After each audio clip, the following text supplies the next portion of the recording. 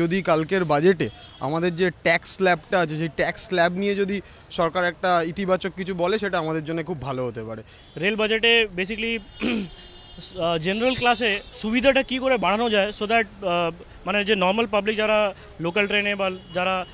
Express ট্রেনে যারা general ক্লাসে ট্রাভেল করে তাদের কী করে একটু সুবিধা আরও দেওয়া যায় ইন টার্মস অফ লাক্সারি কী করে বেনিফিট দেওয়া যায়, তো এটা এক্সপেকটেশন। ডিমনিটাইজেশন পর একটা কনজাম্পশন সাইকেল যে একটা হিট হয়েছে আইদার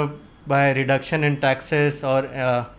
যদি বেসটাকে যদি বাড়ানো যায় কোনো হিসাবে যদি উনি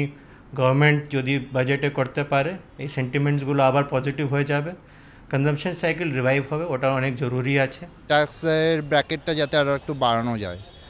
যেমন আমাদের এখন কারেন্টে আছে স্ল্যাব 2.5 লাখ, সেটা যদি 3 লাখ করা হয় কিংবা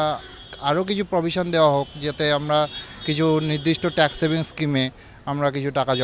আরও কিছু দিতে পারি, যেটা 1.5 লাখের ব্র্যাকেট আছে সেটা যাতে 2 লাখ করা যায়, সেটা আমি এক্সপেক্ট করছি। ট্যাক্সে কিছু ফিনোমিনাল চেঞ্জ করতে হবে।